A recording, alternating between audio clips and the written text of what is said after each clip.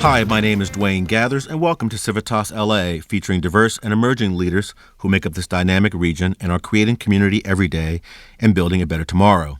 These bi-weekly conversations enable us to hear from, learn from, and be inspired by a new generation of civic entrepreneurs who are forging a path forward in making the Los Angeles region a stronger, more resilient, and connected group of citizens. Our goal is to elevate civic discourse, foster community connections, and promote civic knowledge and engagement across our region while elevating diverse and emerging voices in that conversation. In a report from Project Child entitled Why Diverse Representation Matters, it notes, how often do you see an accurate depiction of yourself? How often can you pick out a character from a cast and be able to relate to their identity or cultural background? Are those questions even relevant enough to ask? The short answer, yes. And as we have heard here on Civitas LA many times before, representation matters. With that, Civitas LA is delighted to kick off our Pride Month Series 2022 with two distinguished guests who, through their work, are uplifting the representation of and voices of the LGBTQ+ community here locally, nationally, and globally. Reverie is the first global queer streaming network, offering a uniquely curated selection of domestic and international content that includes iconic narrative and documentary films, cutting-edge series, groundbreaking podcasts, music albums, and videos, and the most original queer-focused content in the world, embracing points of view and stories often overlooked and underrepresented in traditional media. With a mission to create a space for true belonging, Reverie's presence has grown to reach a global audience in over 130 countries now and more than 250 million homes. I am delighted to be joined in studio this afternoon by Alia J. Daniels, Esquire, co-founder and chief operating officer, and Christopher J. Rodriguez, Esquire, co-founder and chief business officer for Reverie. Alia and Christopher, welcome to Civitas LA and happy Pride. Thank you. Happy Pride. Happy Pride. Glad you could both be with us today. So as Civitas LA likes to say, the guest gets the first word.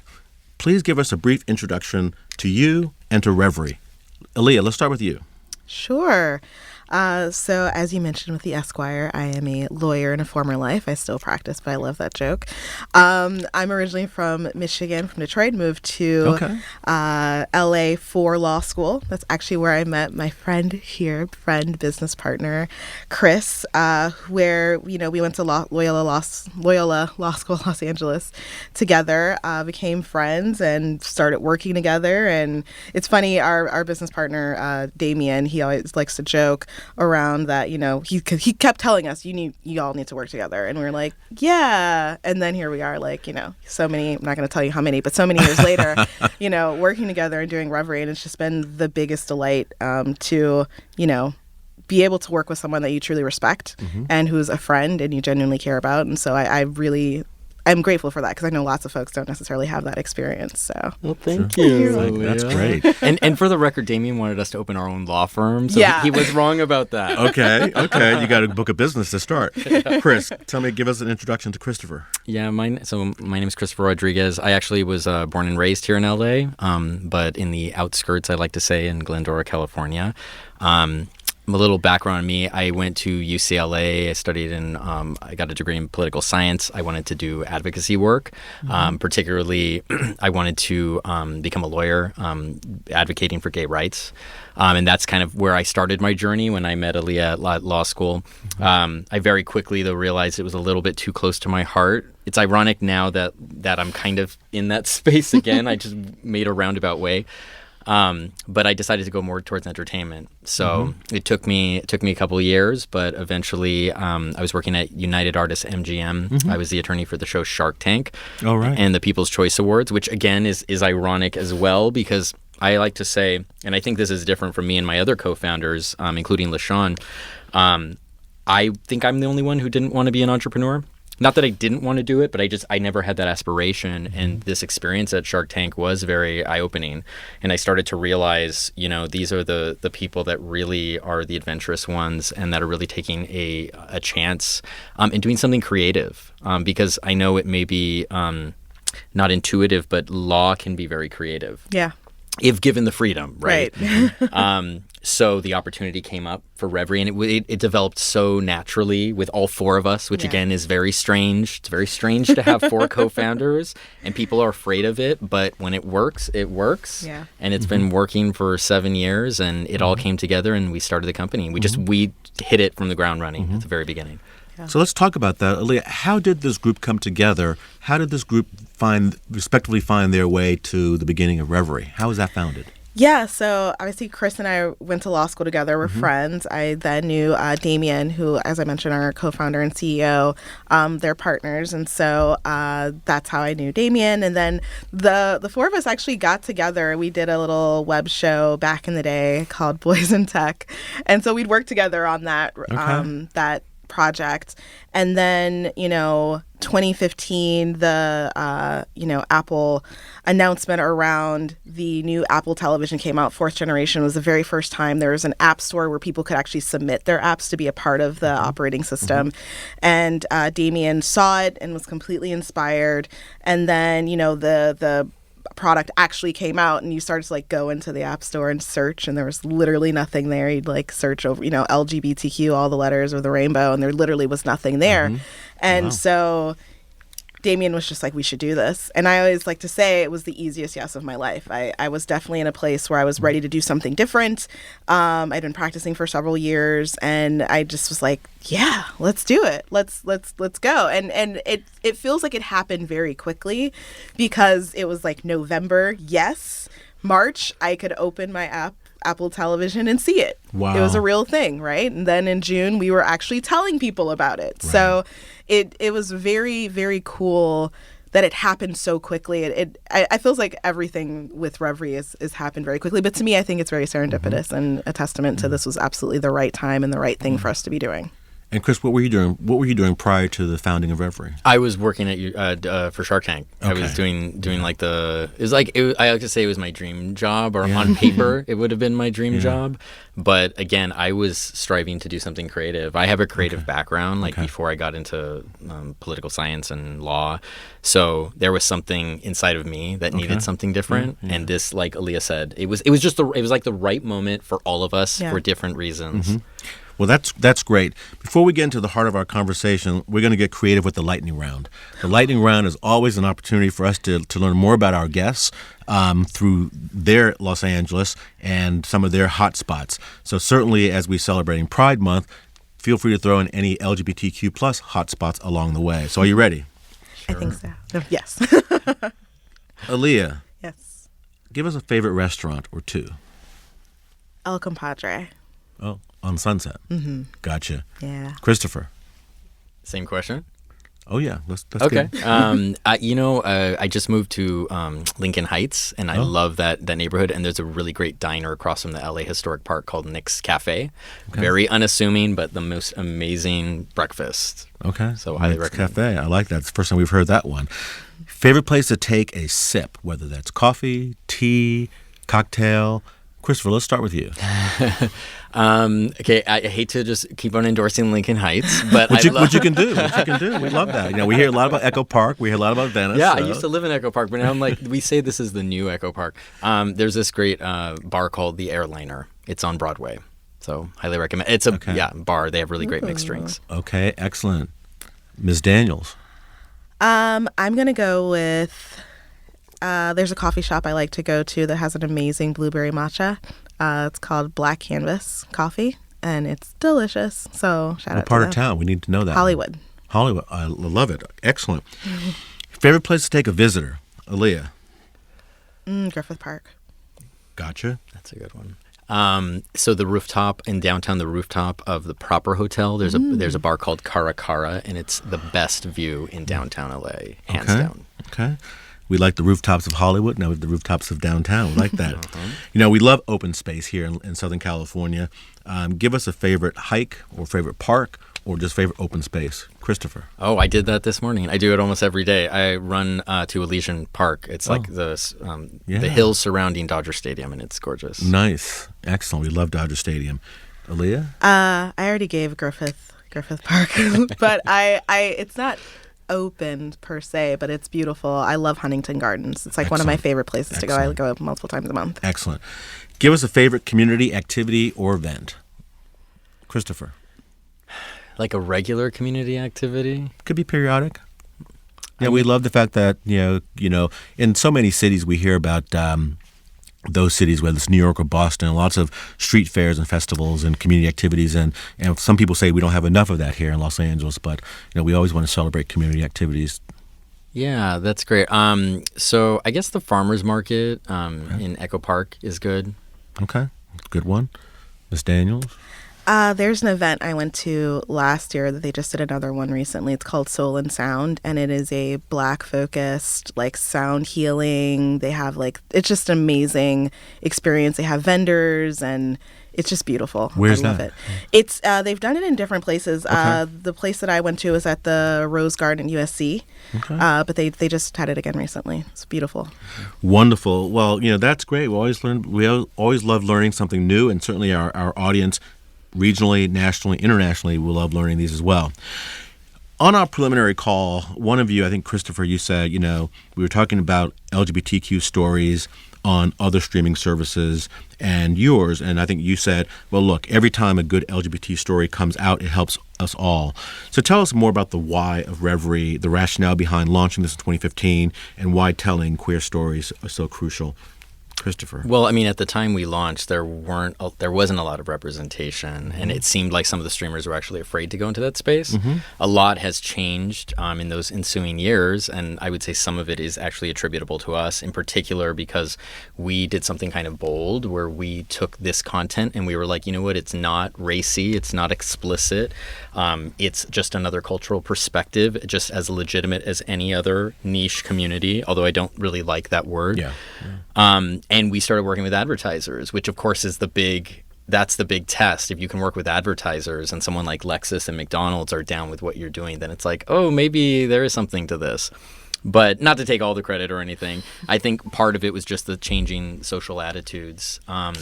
But yeah, look, now a lot of the streamers have come around, and like I was saying, that's amazing. I think that just validates us as a very valuable demographic.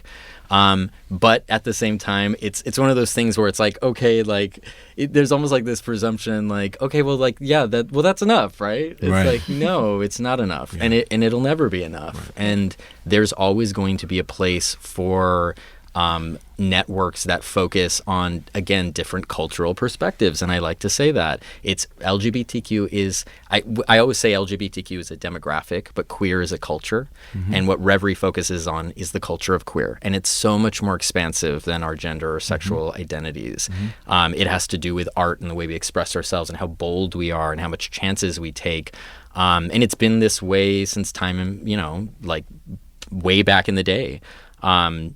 And now we're just kind of starting to recognize it and really pushing it forward. Mm-hmm, mm-hmm. Alia, do you want to add to that at all? I think he's got it. No, that was extraordinarily thorough. Well, you guys have achieved enormous success in a relatively short period of time, and I know when we spoke previously, we noted at the time that you were operating in about 130 countries and reaching over 250 million households. I think now maybe 300 million. Mm-hmm. And I've noticed as well, since I follow you, that you've got Reverie Latinx, you've got Reverie Brazil, Reverie Women, Reverie News. Tell us some more about how you all are reaching these diverse geographic markets and handling content in such a diverse portfolio.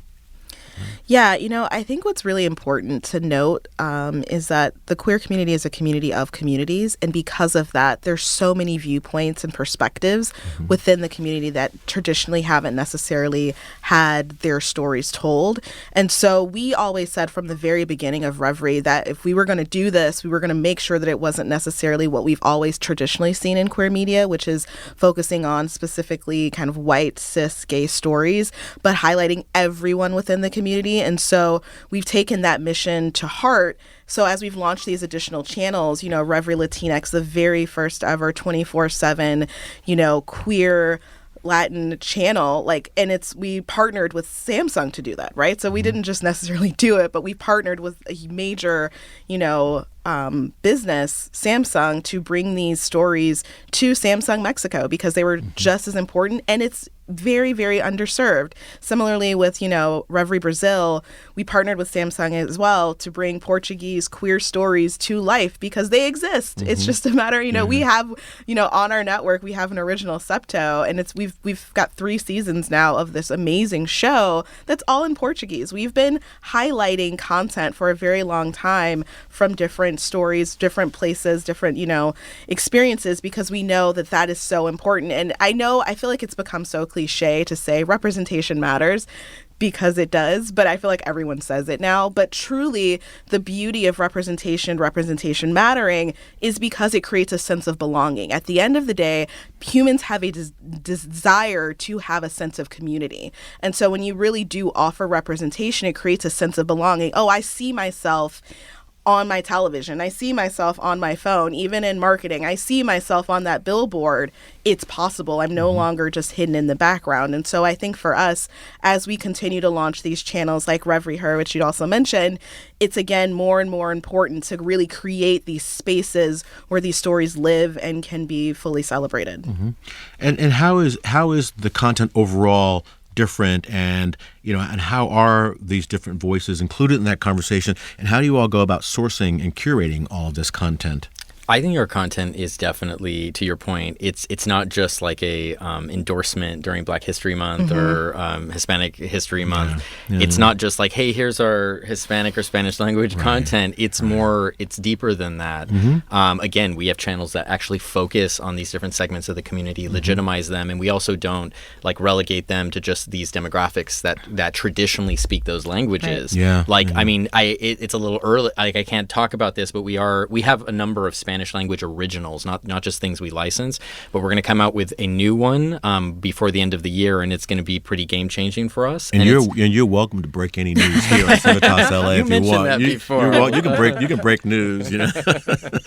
No, but I mean, it is. I think the difference is that traditionally other networks, they wouldn't treat that like it's a real show. It's like a stepchild show, and we don't do that, and we won't do that.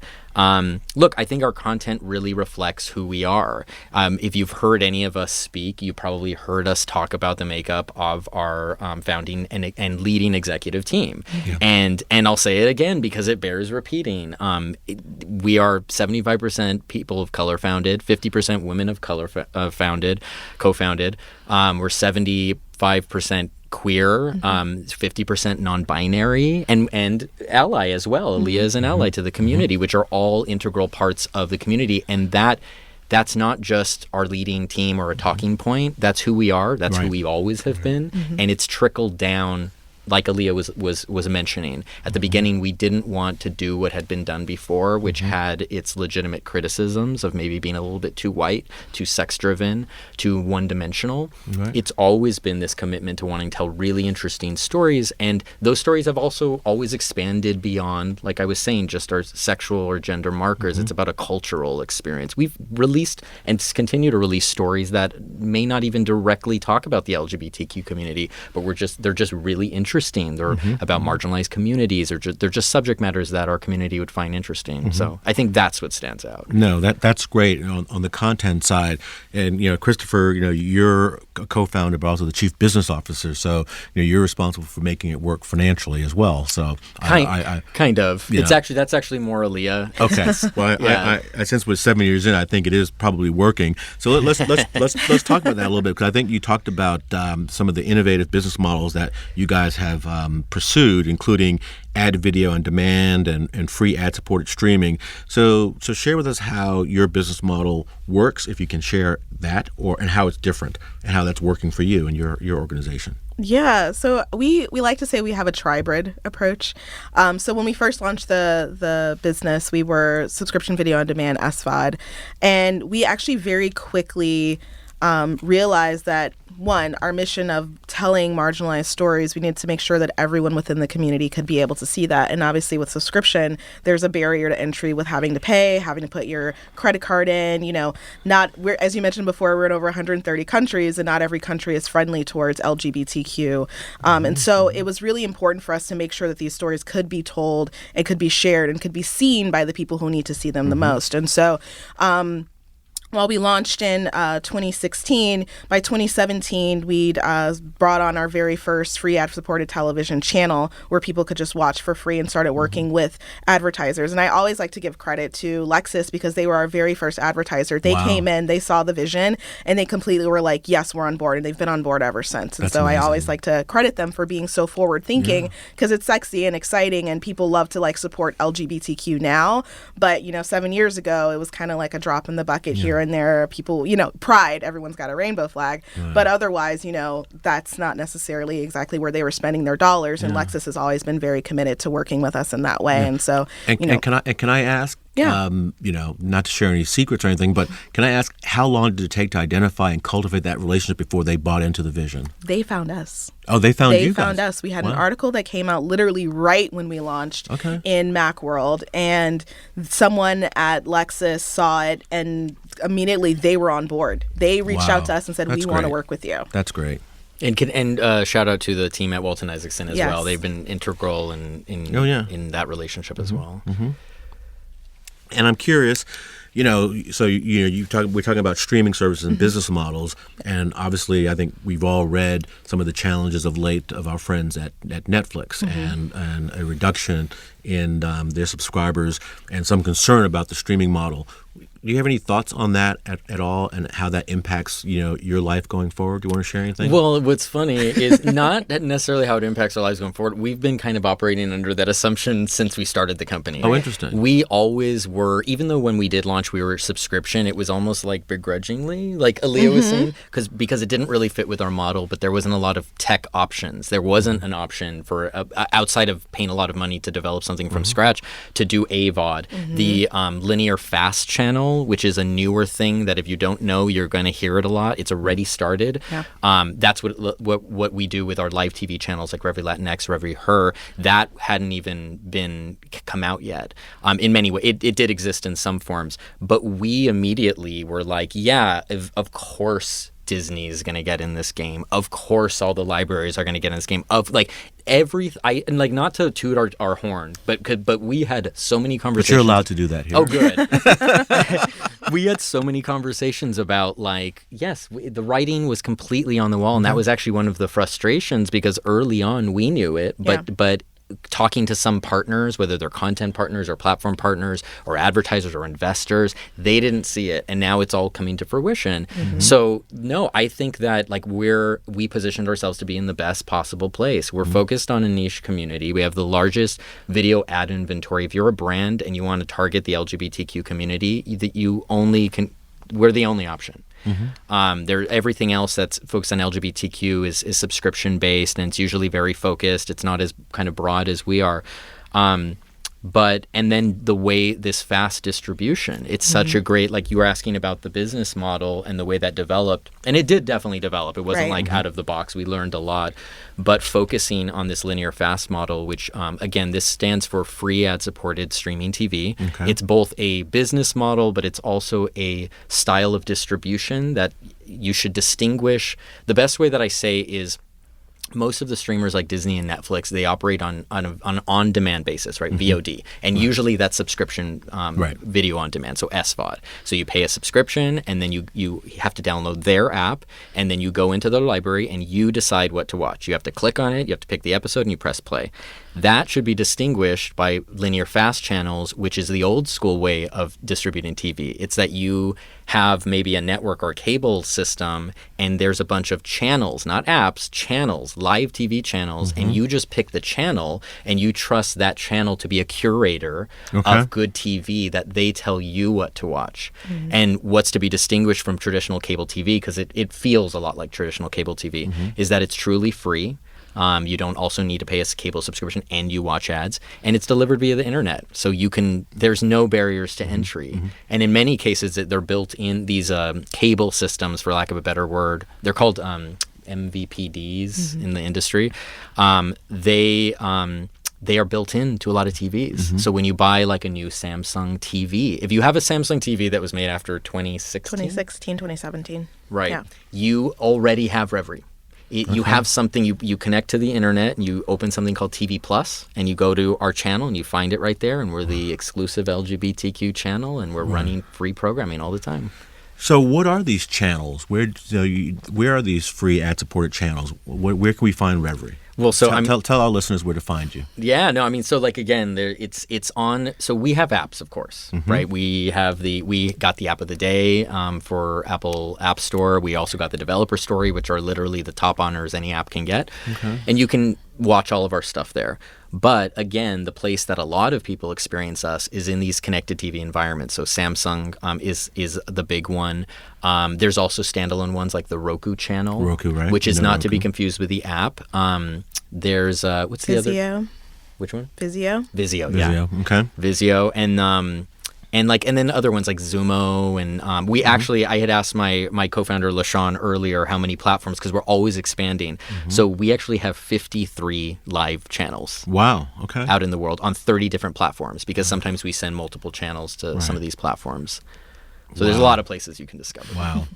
Well, you're certainly sharing amazing stories, amplifying the voices of the community.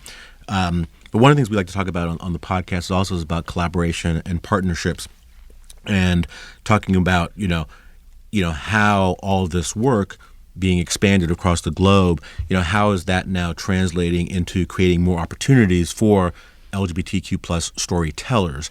And certainly on previous episodes that we've had here, where we've talked about the work, for example, the Boys and Girls Club of Hollywood, and some of the work that they're trying to do with getting kids in Hollywood aware of and interested in things like animation and telling diverse stories there.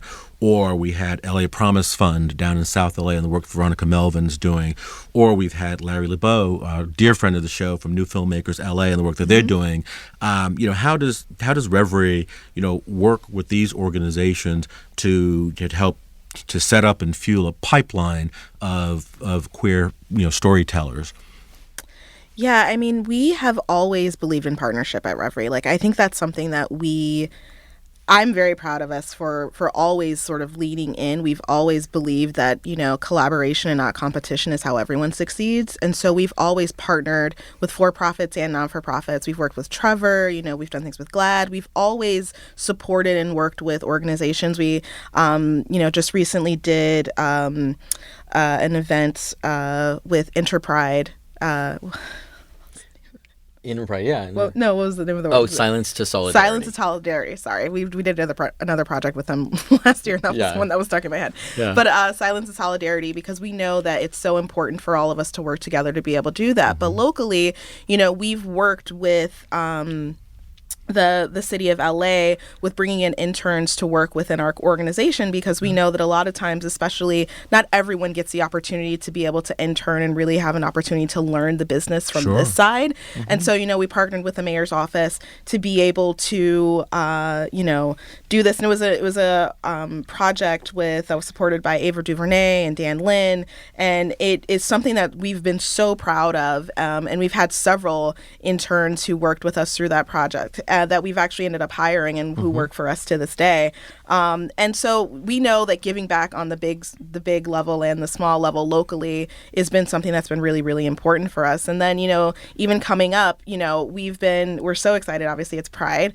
But, we partnered with McDonald's last year for the very first time, and it was such an honor and a really, really amazing opportunity to create a project with them, and they obviously loved it as well, and so they came back again this year. It's called House of Pride. You can watch it now on Reverie, and it's just a beautiful celebration of Pride. It's, there's comedy, there's music performances, there's just amazing artistry that happens as part of this show, and I love it, and I'm so proud of like the work that we've done, because we work with so many folks to make this thing happen every year.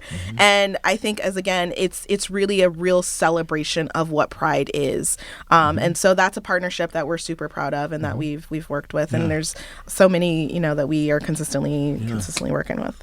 Well, I think you talked about this being Pride Month, and you mentioned House of Pride, but I think you also have Can't Cancel Pride and Music Out Loud. You've got a number of things coming up this month. So share with us what's on the docket for Reverie this Pride Month that our audience should be on the lookout for. Yeah, well, I mean, so definitely, like Alia was saying, House of Pride, it's really great. And to your point too, it's really about it's a variety show. So there's comedy and musical performances and a really cool ballroom number. But one of the cool things about it is it's about uplifting, up and coming music artists often independent music artists within the community, as well as established artists. Like one of the breakouts, Frankie Simone is amazing. You have to check her out. But also Keenan Lonsdale, who's you may recognize him from the Flash, CW's Flash. He was also the love interest on Love, Simon. He's an actor and also a beautiful singer and performer. So definitely check that out. Music Out Loud is another music-driven show, which also focuses on emerging artists. I describe it as old school MTV, old school MTV like VJ show, which I don't think that they even do anymore. But we love that, and it performs really well. Well, we did. My era loved MTV. Yeah, no, me too. I totally grew up on that. So it's nice to be able to come up with something like that, but again, focused on the queer community, and it has really great interviews. Some artists that are featured are two videos from this really great artist, Cassidy King, and we're premiering a video by Angelica Ross, who is an amazing singer, and this video is just mind blowing. So you got to check it out. Can't Cancel Pride was another partnership, like Alia was saying. We love partnerships. We always say we play really well with others. Yeah. And luckily, we partnered last year with iHeart for their P&G sponsored Can't Cancel Pride event, which was just a showcase of really amazing musical talent, big names. This is not the indie, this is the big names. So this year, I believe, and it'll be, oh, we're ready. I'm like, can we announce this? Yeah. It'll be. You are allowed to announce anything you want. That's right. I keep forgetting about that. But this year it's hosted by JoJo Siwa, who did an amazing job because we were at the taping, and there's performances from Betty Who, Cameron Dove, Lizzo, appearances by Elton John, Katy Perry, Sam Smith. It's amazing. This is big. Yeah, this is big. Wow. It's huge. I mean, last year's show was amazing. I just love how art. I mean, maybe not surprisingly, but you gotta, if you're gonna watch Reverie, you have to watch it during Pride Month, because that is just our most mind blowing programming. Outstanding. Well, you guys are doing amazing work. What does the next 5 to 10 years look like? What's the prognosis? Where do you want to take this company? How many folks do you want to reach? How many households do you want to reach? Everybody. Or everybody, as we used to say, as I brought it back. Wow. I think for us, it's just continuing to be able to be a home and a place where people can feel seen and heard, and to be able to turn on their television and see people who look and love like they do and identify the way that they do. I think that is so, so important. And I know we started this conversation around the fact that some of the bigger streamers are doing more and more of these stories, but I think it's really, really important to emphasize the fact that for Reverie, queer is in the lifeblood of what we do. And so what that means is you get to turn on Reverie and you are centered everywhere. That means if you want to listen to a love song, if you want to watch a music video, if you want to watch a movie, if you want to watch a documentary, if you want to watch a television series, you are going to find a place where you see yourself and you are centered and not othered. And I think for me, the goal is for Reverie to continue to be that and to grow in being able to do that and continuing to share more and more stories that allow folks to feel seen. Yeah, that's great. Chris, do you want to add to that? Yeah, I mean, just what Alia said. It's like I hesitate to use the word counterculture because I just don't like it. Yeah. But really providing that perspective, a different, refreshing perspective, which is what we've always done, what we strive to do.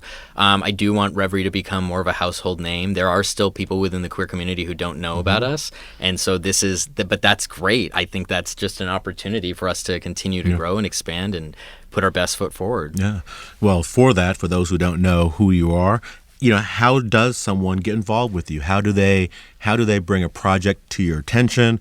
Or, here we are in the heart of Hollywood. We've got, lots of businesses, entertainment and non. How do they advertise to reach your audience? How do we grow the Reverie family? What are your thoughts? Yeah, I mean, just reach out, go to reverie.tv and you'll see everything that you need there. There's ways to submit projects. If you're a content creator, there's ways to advertise with Absolutely. us. And we're always open to working with more advertisers. Yeah, you can just email us at info@reverie.tv and we'll direct you in the right direction. info@reverie.tv. There we go. And that's REVRY. That's there right. you go. Exactly. Well, this dialogue's been great, and we really appreciate your time, and we really appreciate all that you're doing, and hopefully we'll have you back on again to celebrate when you hit 400 million households and 500 million households and 1 billion households. So, as this episode is being launched to kick off our Pride Month 2022, what are you most excited about this upcoming month? Christopher? Oh, I can't wait for the release of House of Pride because, to be honest, this is, in my opinion, this is the best thing that we've ever done, and it's produced in-house in conjunction with this amazing production team, The Barn, and it's so much fun. I've already because part of our job is reviewing stuff. I've reviewed it way more than I need to, and I can't wait to watch it again. So okay, yeah, we're looking forward to that. Alia, this is Pride Month 2022. What are you most excited about for this month, for Pride or for Reverie? I think, House of Pride, we all are so excited. We've all been working so hard. And to Chris's point, I was, very, very lucky to be able to be on set. And it was just this is amazing. It was so cool to be able to see all of it come to life. And similarly, Can't Cancel Pride, being able to be at the taping. And it's just so beautiful. And I love Pride season because it's such a wonderful opportunity to celebrate and uplift the community all together. And, yes, there's lots of fun and parties, but it's also a beautiful opportunity to just celebrate how far the community has come and how much further we have to go, and coming together and being able to really uplift each other. And so I just love Pride, period, but definitely House of Pride and Can't Cancel Pride on Reverie. We'll make sure we look out for that. Alia and Christopher, thank you for joining us today. We really, really appreciate it. As we like to say on Civitas LA, the guest gets not only the first word, but the final word. Give us any concluding thoughts or any calls to action that you'd like to share with our audience. Christopher, we'll start with you.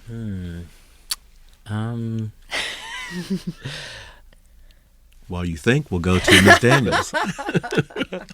Any concluding thoughts or calls to action? Yeah, check out House of Pride on Reverie. Go to reverie.tv, go to watch.reverie.tv. Check it out. Enjoy all of the amazing content and programming that we've got available, especially during this month. And, just continue to celebrate and uplift, folks within the community. Continue to celebrate and uplift, stories that matter and stories that are traditionally not being told. Thank you, Alia. And now, Christopher, you get the final word. I just want to say that the Reverie CoFounders recently hosted a fundraising event for Beto O'Rourke, and a reminder that this is an election year, so please get out there, be the change that you want to see in the world. Well, thank you both. And, as we celebrate Pride Month 2022, I also want to extend deep gratitude to our friends at City National Bank for their interest in our work and the generous support of this Pride Month series. So thank you to City National Bank. Without their support, this work would not be possible. To learn more, please visit www.cnb.com. And as we heard from our guests, you can learn more about Reverie TV at www.revry.tv. And to our audience, as always, thank you for tuning in. We hope you enjoyed this program. We hope you'll join us in 2 weeks as we look forward to continuing our Pride Month series with yet another great civic conversation. And as we like to say, until we meet again, stay strong and get involved. To learn more about Civitas LA and share feedback on this program, or if you have a recommendation about future programs, please visit our website at www.civitasla.com and connect with us on Facebook at Civitas LA, Instagram at Civitas_LA, and Twitter at Civitas_LA.